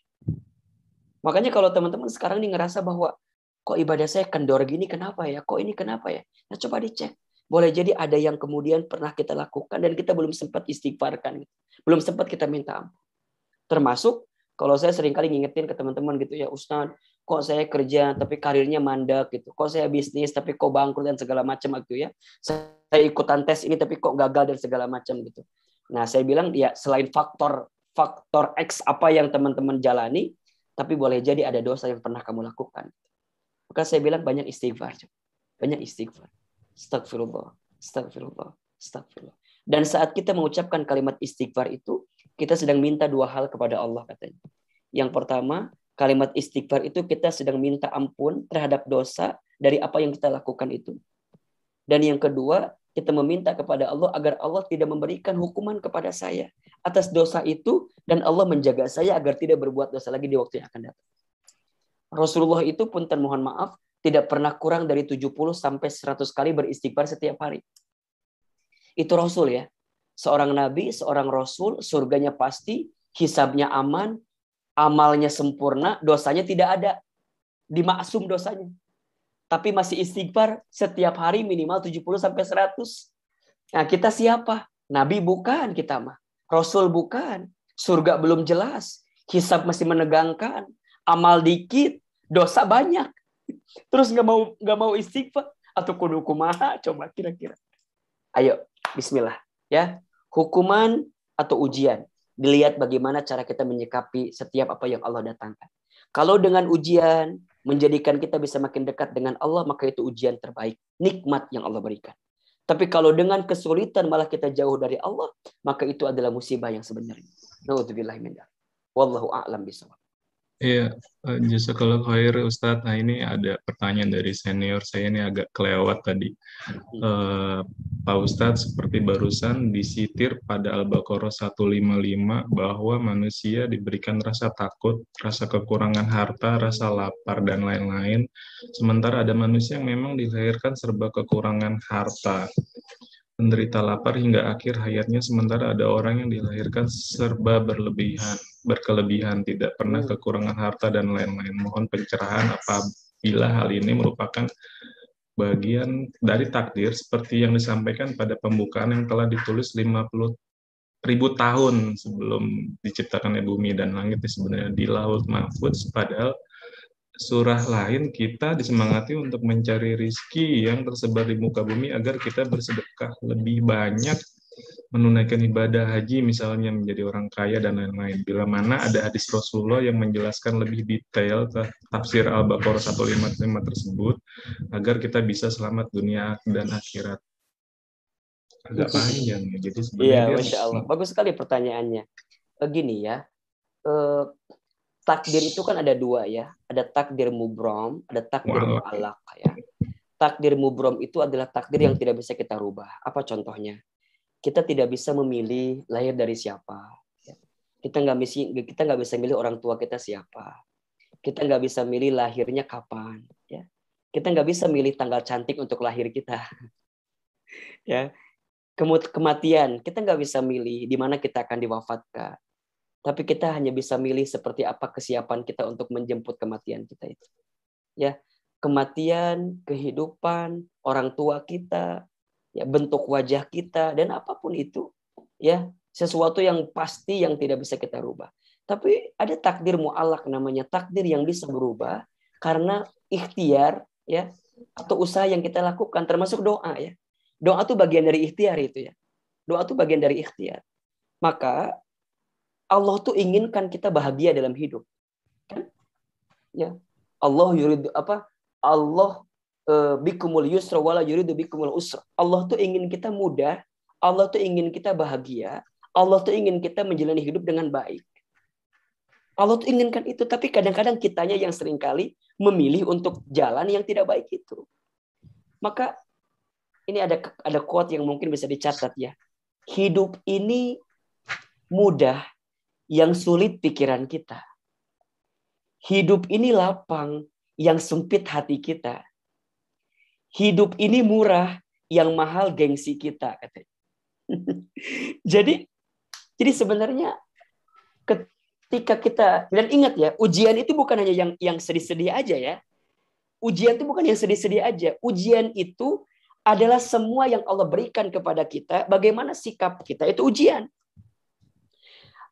Maka disebutkan di surat Al-Anbiya ayat 35 kan. Wa nabluukum bisyarri wal khairi fitnah wa ilaina turja'un. Dan kami akan berikan ujian kepada kamu sekalian bisyarri, dengan sesuatu yang gak enak, wal khairi, dengan sesuatu yang enak, fitnah sebagai ujian. Kaya ujian, miskin ujian, punya pekerjaan ujian, harus diberhentikan juga ujian, sehat ujian, sakit juga ujian, lapang ujian, sempit juga ujian. Hanya apa ujiannya? Kalau saat kita diberikan kebahagiaan, ujiannya adalah ujian syukur. Saat kita diberikan kesedihan, ujiannya ujian sabar. Gitu. Jadi dua-duanya ujian. Coba sekarang saya mau tanya ke Bang Endo. Bang Endo, menurut Bang Endo, lebih banyak orang yang tidak siap diuji dengan apa? Dengan kebaikan atau dengan keburukan? Dengan kebaikan. Banyak orang yang nggak sadar kalau dia sedang diuji gitu loh. Pas lagi dikasih kebaikan itu. Pas dia lagi lapang, lagi bahagia, lagi punya segalanya. Banyak orang yang nggak sadar kalau dia sedang diuji. Padahal itu adalah ujian. Maka nanti ada yang disebut dengan istidraj ya. Apa itu istidraj? Istidraj itu adalah satu keadaan yang seakan-akan mengangkat derajatmu tapi menjatuhkan dirimu di hadapan Allah. Ketika kapan? Ketika semua yang Allah berikan itu tidak menjadikanmu lebih dekat dan taat kepada Allah. Makanya punten nih, yang banyak harta, yang punya jabatan, kedudukan, ya, jangan sombong dengan keadaan itu. Kalau itu semua tidak membuat kita makin dekat dengan Allah, untuk apa? Untuk apa? Karena poinnya akan menjadikan kebaikan ketika kita menjadikan semuanya lebih dekat ke Allah. Contoh misalnya, kita diberikan harta. Hartanya cukup berlebih. Maka bagaimana cara syukurnya? Infak sedekah. Ya. Kita diberikan ilmu. Amalkan ilmu itu. Kita diberikan keluarga. Jaga keluarga kita. Sayangi keluarga kita. Itu cara kita bersyukur dengan anugerah yang Allah berikan kepada kita. Ya. Begitupun sebaliknya. Kalau kita misalnya diuji dengan kesempitan, kesulitan. Bersabarlah di tengah kesulitan itu. Makanya saya suka bilang begini ya. Kalau ada di antara kita, punten mohon maaf ya. Misalnya ada yang diuji dengan orang-orang terdekat kita ya. Ada seorang suami yang diuji oleh istrinya. Ada istri yang diuji oleh suaminya. Ada anak yang diuji oleh orang tuanya. Ada orang tua yang diuji oleh anaknya. Bersabarlah di tengah ujian orang-orang terdekat kita. Karena boleh jadi Allah menitipkan pahala surga kepada kita melalui orang-orang yang berada dekat kita itu. Asiyah binti Mazahim punya suami seperti Fir'aun. Coba bayangin. Bang Endo kebayang nggak punya suami kayak Fir'aun? Kumaha coba. Kesal dikit bunuh orang Fir'aun teh. Kesal dikit bunuh orang. Tapi Asiyah bersabar dengan keadaan itu. Kenapa? Karena Asiyah meminta kepada Allah, Allahumma najini baitan fil jannah ya Rabb. Gantikan kesabaranku bersama dengan Fir'aun ini dengan rumah di surga gitu. Jadi kalau ada orang yang nyebelin kita, ada orang yang nguji kita, atau ada sesuatu yang nguji kita, jadikan itu sebagai pahala sabar untuk kita, yang kelak Allah hadiahkan surga untuk kita. Maka kembali kepada pertanyaan tadi, insya Allah ya, selama kita mau berubah, Allah pasti akan tunjukkan jalan terbaik itu. Innallaha la yughayyiru ma biqaumin hatta yughayyiru ma bi anfusihim. Sesungguhnya Allah tidak akan merubah suatu kaum sebelum dia merubah keadaan dirinya sendiri. Maka kalau sekarang punten ya mohon maaf, kita ngerasa bahwa kok nasib saya begini ya Ustaz. Ya jangan salahkan Allah atuh. Salahkan bagaimana ikhtiar dan usaha kita selama ini. Dan inilah pentingnya tawakal ya. Tawakal itu kan menyerahkan sepenuhnya kepada Allah ya. Ingat ya, pernah saya sampaikan, tidak ada yang kurang yang Allah berikan kepada kita. Yang kurang siapa Ustaz? Yang kurang bukan Allah, yang kurang kita saja. Kita kurang apa? Dikasih nikmat kurang syukur, dikasih ujian kurang sabar, ketika beramal kurang ikhlas, ketika ada takdir kurang ridho, kalau dikumpulin mohon maaf kurang ajar. Jadi yang kurang siapa? Bukan Allah, tapi kita saja yang kurang. Maka insya Allah ya, selama kita mau berubah, pasti ada kebaikan di situ. Ya, al-harakatu barakah. Pergerakan itu adalah keberkahan. Maka ini ada kata kunci ya. Apa yang kita rasakan menentukan apa yang kita pikirkan. Apa yang kita pikirkan menentukan apa yang kita ucapkan. Apa yang kita ucapkan menentukan apa yang kita lakukan. Apa yang kita lakukan menentukan apa yang menjadi kebiasaan kita. Dan apa yang menjadi kebiasaan kita menentukan karakter kita, sikap kita. Karakter sikap kita itulah menentukan nasib kita. Saya ulangi. Apa yang kita rasakan menentukan apa yang kita pikirkan. Apa yang kita pikirkan menentukan apa yang kita ucapkan. Apa yang kita ucapkan menentukan apa yang kita lakukan. Apa yang kita lakukan menentukan apa yang menjadi kebiasaan. Apa yang sering jadi kebiasaan kita menentukan apa yang menjadi sikap karakter kita. Sikap karakter kita lah yang menentukan nasib kita. Maka semua berawal dari hati. Prasangka baik kepada Allah. Ana inda dzanni abdi bi. Kata Allah, sesungguhnya aku beserta prasangka hambaku. Maka apa yang kita sangkakan kepada Allah, boleh jadi itulah prasangka Allah juga kepada kita. Kalau kita mau Allah ridho sama kita, maka belajarlah kita juga ridho dengan segala ketentuan Allah. Ini kata kuncinya nih. Kalau kita mau Allah ridho sama kita, maka belajarlah kita pun juga ridho dengan apa yang Allah tentukan kepada kita. Ketika diberikan nikmat bersyukur, ketika diberikan ujian bersabar. Mudah-mudahan bermanfaat. Wallahu a'lam bishawab. Berarti berhusnuzon dengan Allah di saat ujian itu menumbuhkan keyakinan ya Ustaz ya. Betul. Dan itu kan bagian daripada merayu ya tadi, bagian daripada meminta. Maka berdoa sama Allah.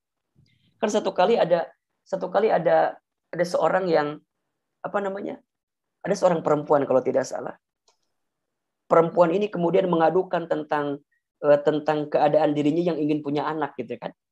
Mengadukan kepada Nabi Musa alaihissalam.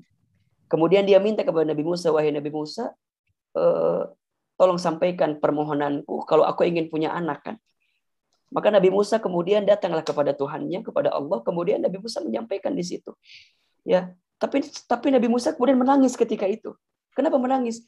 Karena dalam catatan takdirnya perempuan itu nggak punya anak gitu. Kebayang nggak? Ya, jadi dalam catatan takdirnya itu nggak punya anak, maka kemudian Nabi Musa kembali lagi bertemu dengan perempuan itu. Apa kata Nabi Musa? Bersabarlah ya, bersabarlah. Udah. Terus tiba-tiba perempuan tuh udah lama nggak ketemu lagi. Tiba-tiba perempuan itu datang. Datang membawa anak. Nabi Musa nanya sama perempuan itu. Ini, wahai Musa, apakah engkau masih ingat denganku? Yang dulu aku pernah meminta doa kepadamu agar aku pengen punya anak, katanya gitu. Terus Nabi Musa kan kaget. Ini yang kau bawa siapa? Perempuan itu mengatakan terima kasih atas doanya katanya. Karena aku sudah punya anak katanya. Ini anakku. Nabi Musa kaget. Padahal dalam catatan takdirnya apa enggak punya anak. Tapi kok dia punya anak? Kemudian bertanyalah kepada Allah Subhanahu wa ta'ala, wahai Allah, bukankah dia takdirnya enggak punya anak, tapi kenapa kemudian dia punya anak? Apa jawaban Allah? Wahai Musa, sungguh doanya setiap malam. Sungguh doanya setiap hari, setiap saat yang dia panjatkan kepadaku merubah takdirnya untuk mendapatkan seorang anak. Jadi ternyata doa itu bisa merubah takdir, tapi tentu takdir yang bisa dirubah tadi itu bagian daripada ikhtiar. Maka jangan pernah berhenti berdoa. Ya, jangan pernah berhenti berdoa. Jika doa kita, nih saya tulis di sini ya. Jika doa kita belum dikabulkan di waktu yang cepat, maka boleh jadi Allah akan kabulkan di waktu yang tepat. Bukan cepat tapi tepat. Jika doa kita belum dikabulkan di waktu yang cepat, maka boleh jadi Allah akan kabulkan di waktu yang tepat. Masya Allah. Maka teruslah berdoa. Karena kita tidak pernah tahu doa mana yang akan tembus ke langit dan kemudian membuat kita mendapatkan apa yang kita minta itu. Termasuk juga kuatkan doa kita dengan berbuat baik kepada siapapun. Ingat ya, inna rahmatallah qaribum minal muhsinin. Sesungguhnya rahmat Allah itu sangat dekat dengan orang yang senantiasa berbuat baik. Kalau ada orang yang sedang kesulitan, bantu kesulitannya. Boleh jadi saat kita tidur lelap, doa-doa mereka lah yang pernah kita bantu, yang kemudian menjadi kebaikan untuk kita. Kalau ada orang yang sedang susah, bantu kesusahan itu. Maka boleh jadi doa mereka yang kita bantu itulah yang akan menguatkan kebaikan dalam hidup kita. Saat kita tidur, boleh jadi yang tembus doanya adalah doa mereka yang pernah kita bantu. Doa mereka yang susah yang pernah kita ringankan kesusahannya. Doa mereka yang pernah kita damaikan dalam hidupnya. Doa mereka yang pernah kita lapangkan dalam kesempitannya. Maka jangan pernah berhenti berbuat baik. Karena kita tidak pernah tahu kebaikan mana yang akan mengantarkan kita ke surga. Dan kita tidak pernah tahu kebaikan mana yang akan menjadi akhir kehidupan kita. Kemarin kita lihat ya, ada seorang public figure, artis, masih muda, kecelakaan, wafat. Wafatnya indah sekali. Di hari Kamis menjelang hari Jumat.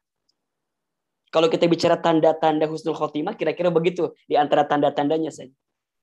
Coba, kita nggak pernah tahu kan. Awalnya dihujat seluruh Indonesia. Tapi kemudian didoakan oleh seluruh orang Indonesia. Allahu Akbar. Yang kita tanyakan, amalan apa yang dia miliki. Kebaikan apa yang boleh jadi dia dapatkan. Sehingga mengantarkan kebaikan dalam hidupnya. Maka punten mohon maaf lahir batin ya. Bapak Ibu sekalian, jangan pernah berhenti berbuat baik.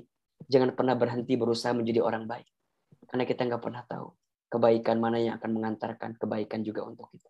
Cuman yang jelas kita sangat yakin hal jazaul ihsan ilal ihsan. Tidak ada kebaikan pun kecuali balasannya adalah kebaikan. Wallahu a'lam bishawab. Iya.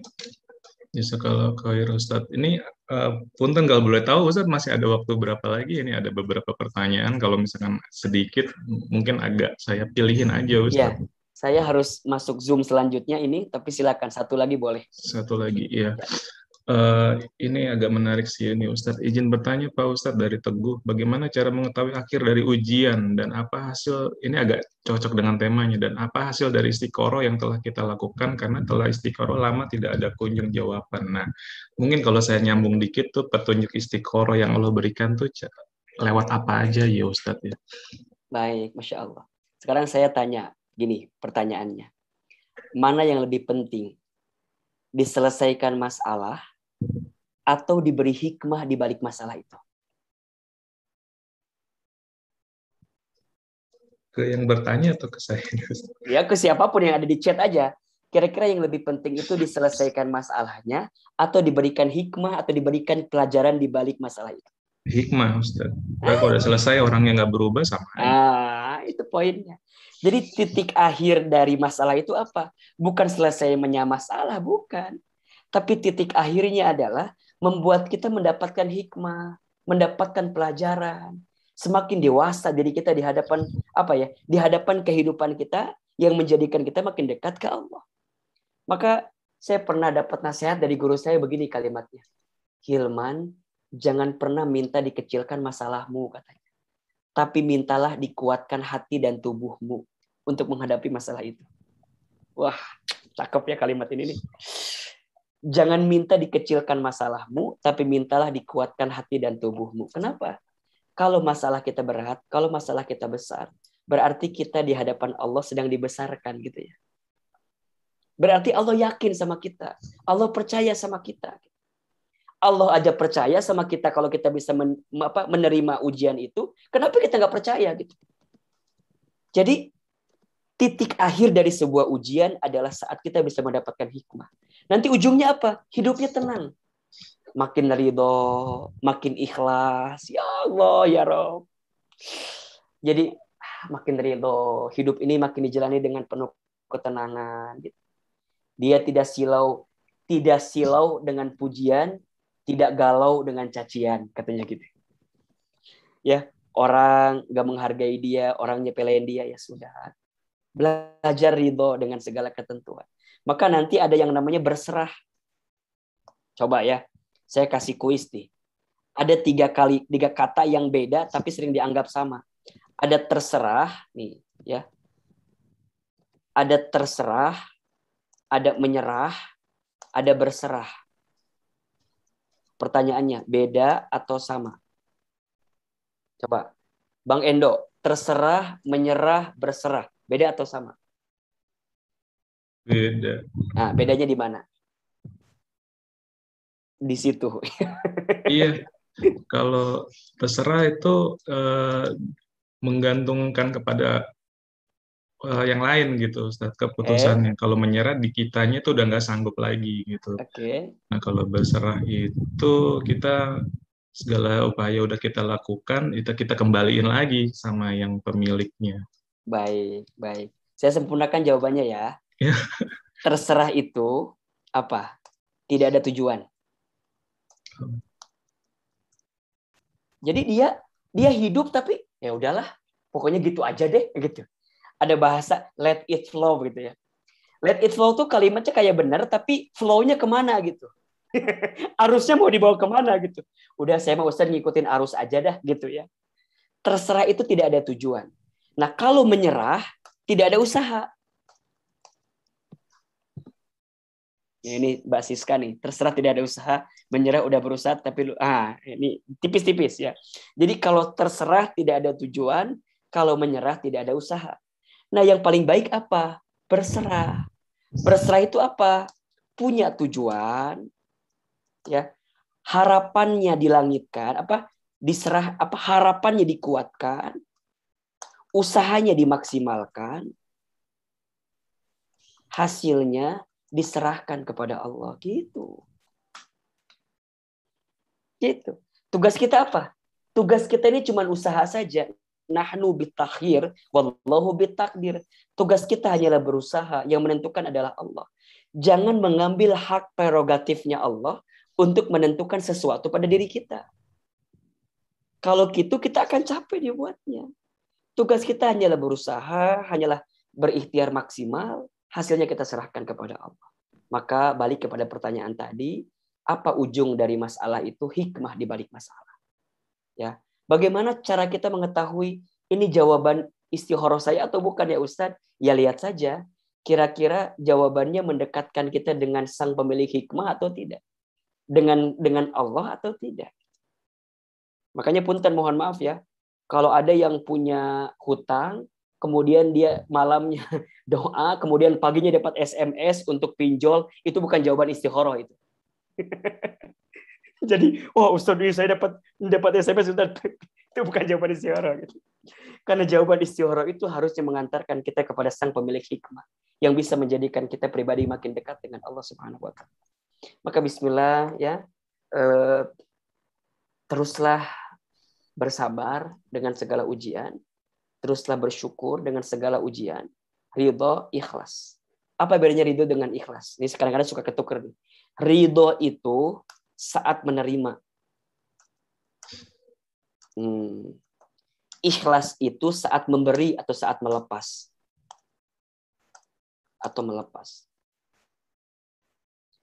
Kita dapat ujian dari Allah, ridho, sikap menerimanya. Kemudian kita berdoa, kita beribadah, kita beramal soleh, maka ikhlas sikapnya. Jelas? Nerimanya ridho, saat kita membalas segala apa yang Allah berikan kepada kita dengan amal soleh kita, maka beramalah dengan ikhlas. Ya, mudah-mudahan kita bisa belajar ridho dan ikhlas. Insya Allah masih ada topik lagi ke depan, kita akan bahas lagi dengan Giroh 70. Ya, seputar tentang ujian saja. Nanti kita bahas ketika ujian datang dari orang terdekat gitu. Itu gimana sikapnya? Kadang-kadang Kalau ujian datang dari orang jauh mah kadang-kadang gampang ya. Tapi kalau dari orang terdekat kadang-kadang kumaha hati bicaranya. Anak diuji sama orang tua diuji sama anak, pasangan suami istri. Insya Allah nanti kita akan bahas. Nanti kita juga bahas ujian yang lebih luas seperti apa, sampai kemudian kita bisa lebih mendalami tema-tema ini. Itu barangkali teman-teman untuk siang hari ini. Wallahu a'lam bishawab. Mudah-mudahan bermanfaat. Gitu Bang Endo. Iya, jazakallah khair Ustadz. Yes, tadi tema lanjutan 2 minggu udah langsung disebutin sama Ustadz. Saya juga sekalian mengingatkan Siap. kepada kakak-kakak, bapak ibu yang hadir saat ini untuk hadir lagi 2 minggu lagi. Untuk tadi temanya udah disampaikan, apa namanya, ketika kita diuji dari orang terdekat, dari ujian ke Masya ujian, nggak Allah. beda jauh. Masya Cuma sedikit aja tadi saya sedikit menyimpulkan tadi dari yang Ustadz sampaikan bahwa ada orang yang ditakdirnya itu nggak punya anak ternyata bisa punya anak karena jadi saya bisa menilainya gini Ustadz ya. Jadi ujian itu sebenarnya ujian yang menimpa kita itu juga semuanya penuh dengan tidak masuk logika gitu ya Ustadz ya. Jadi dan jawabannya pun diberikan oleh Allah di luar logika kita gitu. Karena kalau kita fokusnya pada ujiannya dengan logika kita nggak akan pernah bisa karena harusnya hati kita fokusnya ke Allahnya gitu. Bagaimana betul. kita menyikapi itunya karena kalau kita fokus pada masalahnya misalkan kepada seseorang kita akan stres sama orang itu gitu Ustadz ya jadinya Betul, jadi Masya Allah, hati betul, kita hati kita itu fokusnya kepada sang pemberi ujian itu tadi Ustadz ya jadi betul, Masya Allah. ini yang coba saya tangkap sih dari yang tadi Ustadz jelasin jadi kalau misalkan kita fokus di masalah sedih terus tadi kata Ustadz kan jadi kayak galau lah atau gimana gitu Ustadz. Ya, oke. Ustadz ditutup dengan doa sama-sama Baik, Ustadz. baik. Baik Bapak Ibu, teman-teman sekalian, rekan-rekan Giroh 70, sebelum kita akhiri, mari kita tundukkan kepala kita, tutup kedua mata kita, angkat kedua telapak tangan kita, dan kita aminkan dalam hati masing-masing. Silakan duduknya diperbaiki, lebih khusyuk. Semoga doa-doa kita siang ini diijabah Allah, dikabulkan oleh Allah. Di Bogor, di Sentul sedang hujan. Mudah-mudahan di antara waktu mustajab untuk berdoa adalah ketika hujan turun. Semoga Allah berikan kebaikan untuk kita semua. A'udzubillahi minasyaitonirrajim.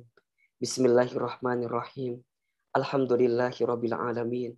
Allahumma shalli ala sayyidina Muhammadin wa ala alihi wa ashabihi ajmain.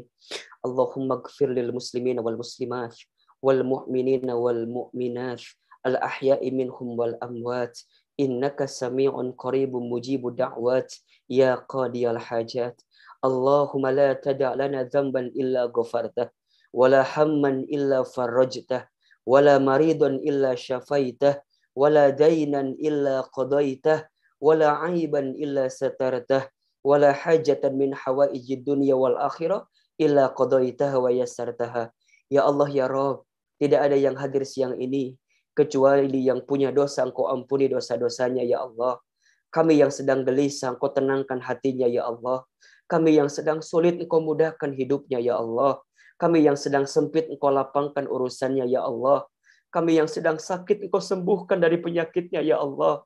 Kami yang punya aib kekurangan, Engkau tutupi aib kekurangannya ya Allah. Kami yang sedang terlilit dengan hutang, Engkau berikan kecukupan kepada kami untuk menyelesaikannya ya Allah. Kami yang punya hajat, Engkau segerakan hajat-hajat kami ya Allah. Hasbunallah wa ni'mal wakil, ni'mal maula wa ni'man nasir. Ya Allah, kuatkan tubuh kami untuk menerima ujian dari-Mu. Sabarkan hati kami untuk bisa menerima ujian dari-Mu. Berikan kepada kami kemampuan bersyukur atas semua nikmat dari-Mu. Dan berikan kepada kami kemampuan hati yang ridho atas semua ketentuan dari-Mu ya Rabb. Allahumma raddina bi qadaika wa sabirna ala balaika wa auzi'na syukrani amaika. Bismillahilladzi la yadurru ma'asmihi syai'un fil ardi wala fis sama wa huwas samiul alim. Ya Allah ya Rabb, jaga kami semua dengan kasih sayang-Mu.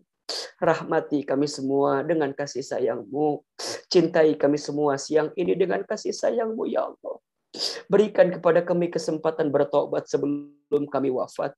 Berikan kepada kami kesempatan memperbaiki diri kami sebelum kami kembali kepadamu ya Rabb. Ya Allah, tuntun kami untuk bisa mendapatkan hikmah di balik musibah. Tuntun kami untuk mendapatkan pelajaran di balik ujian ya Rabbal Alamin. Rabbana zalamna anfusana wa illam taghfir lana wa tarhamna lanakunanna minal khasirin. La ilaha illa anta subhanaka inna kunna minadz zalimin. Ya Allah, boleh jadi ujian menimpa kami, musibah datang kepada kami karena banyaknya dosa-dosa kami, ya Allah. Kami sadar dengan kesalahan kami. Kami sadar dengan dosa kami, ya Rabbal Alamin. Ighfir lana, ya Allah. Ampuni dosa-dosa kami, ya Rabbal Alamin. La ilaha illa anta subhanaka inna kunna minadz zalimin. Kami sadar kami zalim. Kami sadar kami salah. Kami sadar kami banyak khilaf, ya Rabb. Ya Allah, jangan wafatkan kami sebelum Engkau terima taubat kami. Jangan akhirkan kehidupan kami sebelum kami memperbaiki hidup kami, ya Allah. Ya Allah, ya Rabb. Berkahi sisa umur kami, panjangkan umur kami dalam ketaatan kepadamu, ya Rabbal Alamin. Rabbana taqabbal minna innaka antas samiul alim. Wa tub alaina innaka antat tawwabur rahim. Ya Allah, kami semua keluarga besar Giroh 70, sebagaimana Engkau sahabatkan kami di dunia, kumpulkan kami semua nanti di surgamu, ya Allah. Allahumma inna nas'aluka ridhaka wal jannah wa na'udzubika min sakhatika wan nar. Rabbana atina fid dunya hasanah wa fil akhirati hasanah wa qina adzabannar. Subhana rabbika rabbil izzati amma yasifun wa salamun alal mursalin walhamdulillahi rabbil alamin. Amin amin ya rabbal alamin. Terima kasih banyak Bapak Ibu, rekan-rekan sekalian. Semoga materi hari ini bermanfaat, bisa kita amalkan dan bisa kita ingat untuk menguatkan hati kita. Tolong jawab di chat bagaimana perasaan Bapak Ibu siang ini. Mudah-mudahan senang dan banyak manfaat yang bisa Ahilman sampaikan. Terima kasih. Assalamualaikum warahmatullahi wabarakatuh. Waalaikumsalam warahmatullahi wabarakatuh. Ya, terima kasih untuk materinya Ustadz. Terima kasih untuk Bapak Ibu sekalian yang telah hadir. Tidak lupa kami ingatkan lagi 2 minggu lagi untuk kembali hadir di kajian yang sama Giroh 70. Atas perhatiannya, saya mewakili seluruh panitia mengucapkan jazakumullah khair atas kesempatan Bapak Ibu semua untuk hadir.